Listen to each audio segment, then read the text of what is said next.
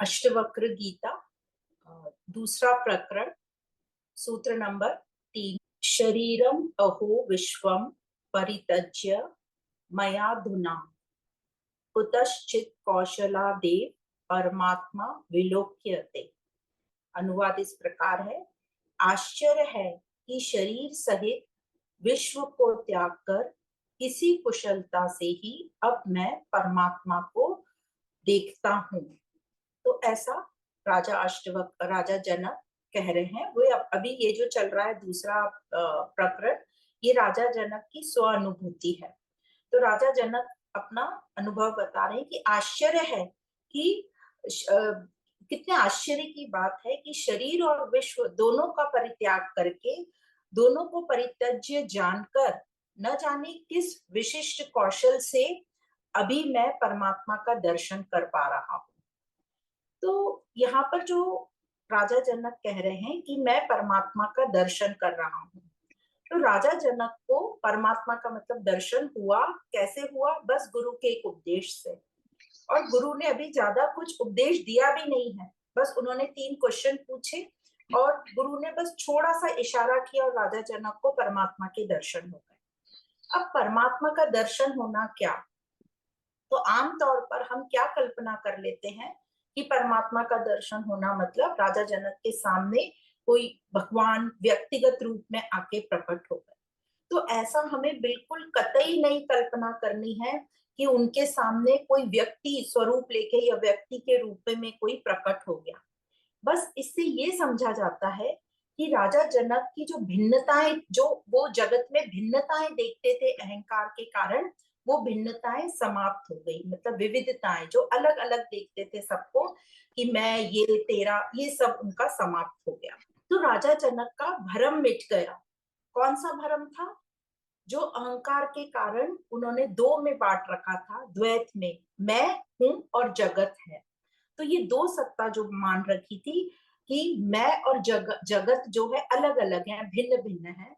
तो ये दो जो उनको भरम था ये मिट गया, द्वैत का जो भरम था वो मिट गया। तो यदि मैं कहता हूं कि मैं हूं, मैं अपने आप को सत मानता हूं, तो जगत को भी सत मानना पड़ेगा। ये हमने पिछले सूत्र में अच्छे से समझा था। तो यह जो भ्रांति है कि मैं और जगत अलग अलग हैं, और ये भ्रांति के कारण फिर हम और अनगिनत भ्रांतियां अपने आप में कल्पित कर लेते हैं, जो है नहीं पर हम घड़ के बैठ जाते हैं, और फिर हम उन्हीं को सत मानते हैं कि मैं शरीर हूं, मेरा जन्म हुआ है तो मेरा कभी मरण भी होगा। फिर मरने की बात अच्छी नहीं लगेगी हमको, तो हम कह देते हैं कि मेरा शरीर मरेगा, मेरी आत्मा दूसरे शरीर में चली जाएगी। और यदि हमसे इस जन्म में कुछ अच्छे काम नहीं हो रहे तो हम क्या देते हैं, अगले जन्म में कर लेंगे, इस जन्म में तो अब क्या ही होगा। तो इस प्रकार की हम सारी अपनी मान्यताएं घड़ लेते हैं। फिर अपने मरण के साथ हम फिर ये भी जोड़ लेते हैं कि स्वर्ग लोक होगा, नर्क लोक होगा, तो पुण्य काम करेंगे, हम पाप नहीं करेंगे। कोई पाप, हमें कोई गलत लगता है तो बोल देते हैं पाप कर रहे हो, नरक में जाओगे। ऐसी ऐसी हमारी मान्यता हो जाती है। तो जब हम शरीर को ऐसे मानते हैं कि मैं शरीर हूं, तब मैं, मेरा और मैं कर रहा हूं, मतलब कर्ता भाव आ जाएगा, और मेरा मेरा ममत्व भाव आ जाएगा। तो मैंने किया ये भाव पक्का होगा, मतलब अहंकार पक्का होता चला जाएगा। तो इस प्रकार जो एक हम झूठ गढ़ लेते हैं कि मैं और जगत भिन्न है, उस एक झूठ के कारण फिर हजारों और झूठी मान्यताएं हम घड़ के बैठ जाते हैं। और जगत को जब सत मान लिया, तो फिर जगत में देवी देवता होंगे, ईश्वर होंगे, और इस प्रकार की और हजारों झूठी मान्यता हमारे अंदर आ जाती है। तो जो जान लेता है, ये सब तो हो गई अज्ञान की बातें, पर हम बात कर रहे हैं राजा जनक के स्व अनुभूति की।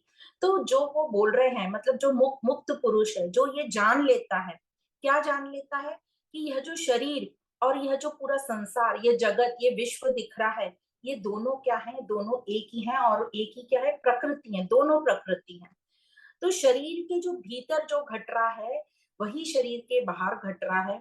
जैसे शरीर के भीतर जो भी कुछ हो रहा है वो प्राकृतिक है, भूख प्यास क्रोध आना, जो भी भाव आ रहे हैं, अनुभव हो रहे हैं, वो सब प्राकृतिक है, और उस पर मेरा कोई नियंत्रण नहीं है। उसी प्रकार जो बाहर विश्व में, जगत में जो हो रहा है, वह उस पर भी मेरा कोई नियंत्रण नहीं है।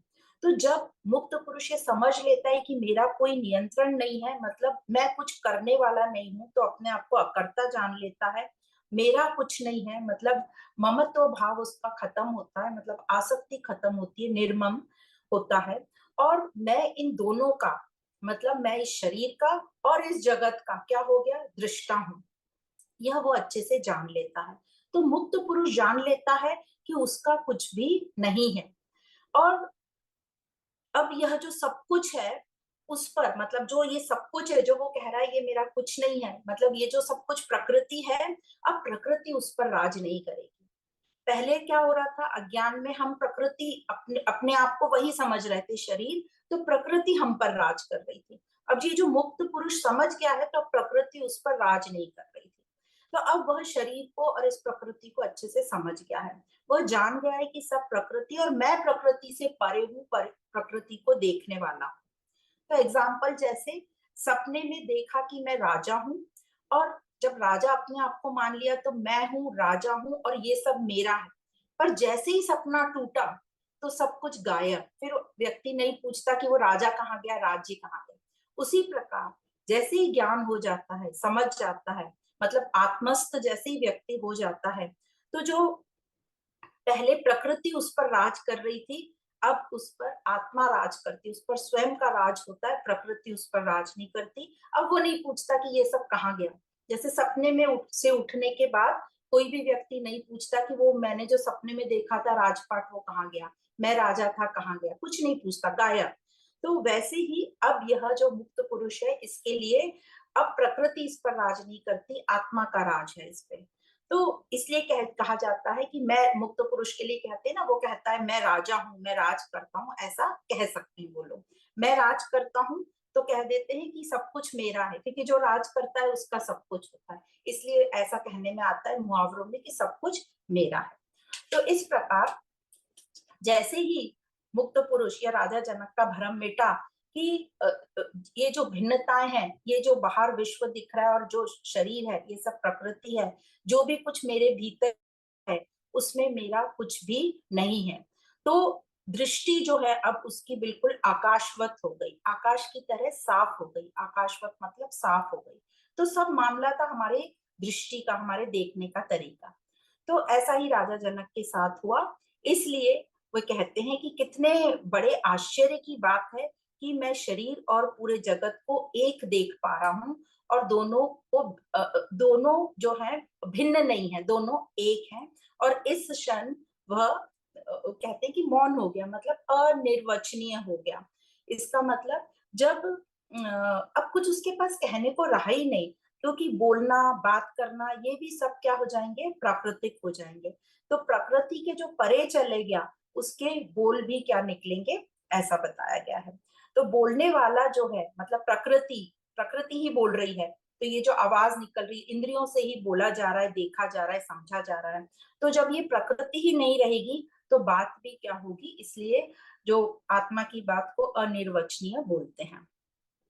क्योंकि जो भी कुछ बोलना है, जो भी कुछ घटित हो रहा है, अब वो सब प्रकृति में घटित हो रहा था, और अब प्रकृति रही ही नहीं, तो कुछ घटना होगी ही कैसे, इसलिए कुछ बोलने को भी नहीं है।